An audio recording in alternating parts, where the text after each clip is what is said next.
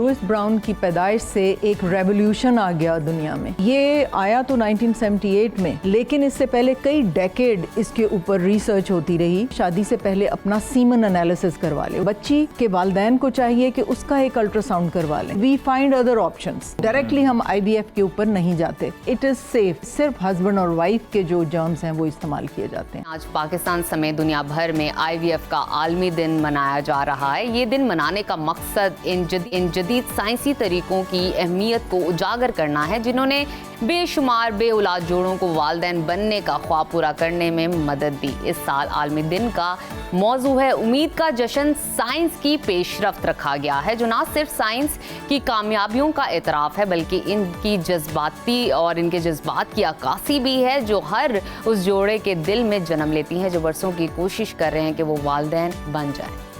बिल्कुल। और इस दिन की तारीख के हवाले से अगर हम आपको बताएं तो लुइस ब्राउन दुनिया का पहला बच्चा है जो मस्नूई तरीक़ा तौलीद के जरिए 25 जुलाई 1978 को इंग्लैंड में पैदा हुआ।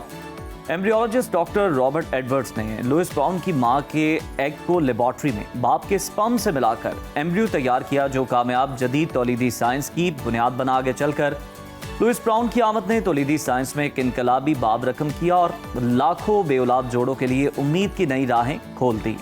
टेस्ट ट्यूब तरीके को मुतारिफ कराने वाले डॉक्टर एडवर्ड्स को 2010 में तिब के नोबेल इनाम से भी नवाजा गया। इसी पर आज बात करेंगे। IVF एक्सपर्ट और गायनेकोलॉजिस्ट डॉक्टर समीना हक साहिबा हमारे साथ मौजूद हैं। डॉक्टर साहिबा, आपको खुशामदीद कहते हैं प्रोग्राम में। शुक्रिया जी। आज IVF का आलमी दिन मनाया जा रहा है। आपके ख्याल में इस दिन की तिब्बी और ख़ास तौर पर मौशरती अहमियत क्या है? इतनी ज़्यादा है कि इसने लुइस ब्राउन की पैदाइश से एक रेवोल्यूशन आ गया दुनिया में। जो लोग बिल्कुल दे कुडंट फादर चाइल्ड, वो भी बाप बन सके, माँ बन सके, और ये एक रेवोल्यूशन था। ये आया तो 1978 में, लेकिन इससे पहले कई डेकेड इसके ऊपर रिसर्च होती रही, और उसके बाद जब वो कंसीव हो गया और डिलीवर हुआ तो फिर दुनिया को पता चला कि ये भी एक तरीका ईजाद हो गया। बिल्कुल ठीक। हमें ये बताइए कि एक शादीशुदा जो जोड़ा है उसके लिए वो टाइम इंटरवल कितना होगा जिसके बाद उसको समझ जाना चाहिए कि अब उसे ट्रीटमेंट की तरफ जाना है, उसे IVF की तरफ जाना है? बेटे, ये तो शादी से पहले के भी कुछ टेस्ट मैं एडवाइस करूँगी। जी ज़रूर, इस पर रोशनी डालिए। एक बच्चा जिसकी शादी हो रही है उसको मैं एडवाइस करूँगी कि शादी से पहले अपना सीमन एनालिसिस करवा ले। वो एक बहुत सिंपल सा टेस्ट होता है, हर छोटी से छोटी लैब करती है, 400-500 रुपए में वो टेस्ट हो जाता है। उससे उसको पता चल जाएगा कि उसके जो स्पर्म्स हैं उनका काउंट कितना है। अगर बहुत लो है तो पहले उसका इलाज कर ले, वरना वो फिर शादी के बाद ये सारे टेस्ट होते हैं और फिर शादियां टूटती हैं और फिर घर बर्बाद होते हैं। तो have a test done before. बच्ची के वालिदैन को चाहिए कि उसका एक अल्ट्रासाउंड करवा लें। बिल्कुल ठीक। उसकी 2-4 टेस्ट हैं जिसमें उसकी अंडों की मिकदार AMH का टेस्ट है और एक अल्ट्रासाउंड। ये दोनों चीज़ें ज़रूर करवा लें, और उसके बाद फिर उनकी शादी। ये हम प्री मैरिटल काउंसलिंग अपने सेंटर में शुरू की हुई है, और हम ऑफ़र करते हैं कि अगर तो निकाह हुआ है तो वो दोनों बच्चे आएँ जिनकी शादी होने वाली है, और अगर मंगनी हुई है तो पेरेंट्स बेशक अलग अलग अपने बच्चों को हमारे पास ले आएँ। We will counsel them for what test to be done before marriage, पहले शादी से पहले। फिर शादी हो गई और उसके बाद 3 महीने में अगर प्रेगनेंसी नहीं हो रही है तो थोड़े से और टेस्ट, एक अगेन अल्ट्रासाउंड, एक ऑथेंटिक मेडिकल डॉक्टर से चेकअप बहुत ज़रूरी है, उससे मशवरा बहुत ज़रूरी है। और अगर उसने कह दिया कि हर चीज़ ठीक है तो 6 महीने तक इंतज़ार कर लें, 9 महीने तक, लेकिन आफ्टर 9 मंथ्स फिर उनको हेल्प की ज़रूरत है। फिर या तो कोई रसौली है या कोई और है, ऑथेंटिक डॉक्टर से फिर उसका इलाज ज़रूरी है ताकि मसला डायग्नोस हो सके। डॉक्टर साहब, अक्सर जोड़े हमने देखा कि IVF की तरफ जाने से खौफ का शिकार भी नजर आते हैं। बहुत सारे उनकी कंसर्न्स होते हैं, सवालात होते हैं। ख़ास तौर पर ख़वातीन बड़ा हिचकिचा रही होती हैं, हेजिटेट करती हैं।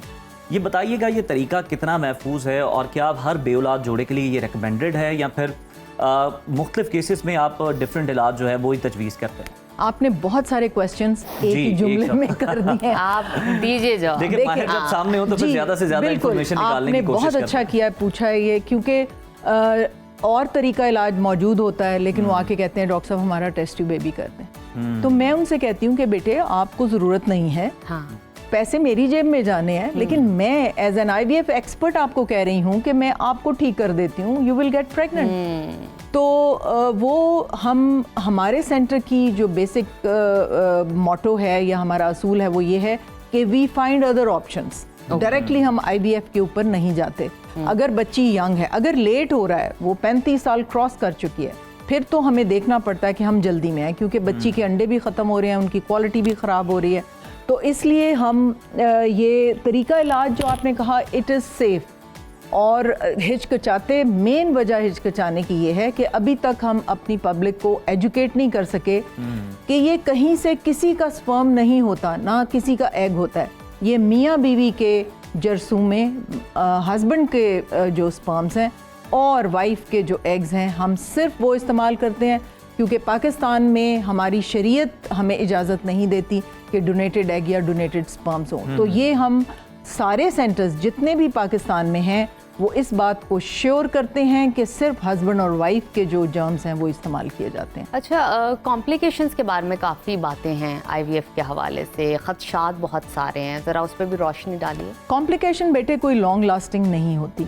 हम जब सिग्नेचर करवाते हैं, बाकायदा एक लीगल पेपर साइन करते हैं वो लोग, क्योंकि इसमें पैसे इन्वॉल्व हैं, इमोशंस इन्वॉल्व हैं, बहुत कुछ इन्वॉल्व है। तो हम उनसे एक लीगल पेपर विटनेस के साथ साइन कराते हैं। पहले हम उनको पढ़ के बताते हैं कि अगर फ़र्ज़ करें एक छोटी बच्ची है 22 साल की और उसकी ओवरी जो है वो बहुत जल्दी रिस्पॉन्ड, लेट एज में हम मैक्सिमम डोज भी दें तो हमें थोड़े से एग्स मिलते हैं। यंग बच्ची को हम थोड़ा सा ही वो दें डोज तो उसके बहुत सारे एग्स बनते हैं। तो ओवरीज हाइपर स्टिमुलेट हो सकती हैं, उससे थोड़ा सा पेट में पानी पड़ सकता है, थोड़ी पेन हो सकती है, मगर वो वक्त के साथ सेटल हो जाता है। उसको 10 दिन या 15 दिन लगते हैं दोबारा वापस सेटल होने में। तो वी टेल देम एवरीथिंग, हम हर चीज़ बताते हैं कि इस कॉम्प्लिकेशन का हमें पता है, हम आपको बता रहे हैं कि अगर ये हो जाए तो आप परेशान ना हो, ये एक टेम्पररी सिचुएशन है, इसके अलावा कोई ख़ास कॉम्प्लिकेशन। अच्छा, इमोशनल सपोर्ट की भी बात कर लेते हैं। ख़वातीन को बड़ी ज़रूरत होती है ड्यूरिंग दैट प्रोसेस और नॉर्मल प्रोसेस में भी, प्रेगनेंसी में एक इमोशनल सपोर्ट, क्योंकि हार्मोन्स इम्बैलेंस है, कहीं ना कहीं वो खुद को अजीब समझने लग जाती हैं और आफ्टर जिस तरह डिलीवरी भी एक डिप्रेशन और एनजाइटी से गुजर रही होती हैं। मैं चाहूँगी कि इस IVF के दौरान जो इमोशनल सपोर्ट ख़वातीन को चाहिए उस पर भी रोशनी डाल दीजिए। किस तरह फैमिली सपोर्ट करें, हस्बैंड की क्या सपोर्ट होनी चाहिए? देखें, जो भी इमोशनल या उसका जो मेंटल स्टेटस है ना पेशेंट का या उस बच्ची का, वो IVF की कामयाबी और नाकामयाबी का एक मेजर फैक्टर है। ओके, ठीक है। जो ट्यूब्स होती हैं वो भी इफ़ेक्ट हो जाती हैं स्ट्रेस से। जैसे नॉर्मल प्रेग्नेंट, बहुत स्ट्रेस आप बच्ची को दें तो कई महीने प्रेग्नेंट ही नहीं होगी। उसकी ट्यूब्स जो है वो हाथ अपने अंदर कर लेंगी, पीछे मुड़ जाएंगी, वो अंडा ही नहीं उठाएंगी स्ट्रेस में। अगर आप उसको स्ट्रेस से बाहर कर देंगे तो वो चंद महीनों में प्रेग्नेंट हो जाती है। ये एक नॉर्मल बच्ची की बात बता रही हूँ। लेकिन जो हमारा IVF है, it is very very stressful. यानी पहले 15 दिन उसको इतने हैवी टीके लगते हैं, लाखों के टीके, 5-6 लाख के तो टीके ही लग जाते हैं। और उसके बाद फिर वो जी कितने फॉलिकल बने उसका स्ट्रेस, फॉलिकल फ्लूइड जब लैब में भेजा उसमें अंडा मिला कि नहीं मिला, फिर अंडे की क्वालिटी क्या है, फिर अंडे में स्पर्म डाला तो अगले दिन फर्टिलाइज हुआ कि नहीं हुआ, फर्टिलाइज हो गया तो उसकी अरेस्ट तो नहीं हो गई, फिर वो 8 सेल, उसके बाद 16 सेल, 32 सेल्स, इस तरह करके वो एम्ब्रियोलॉजिस्ट भी स्ट्रेस में, डॉक्टर भी स्ट्रेस में, पेशेंट भी स्ट्रेस में।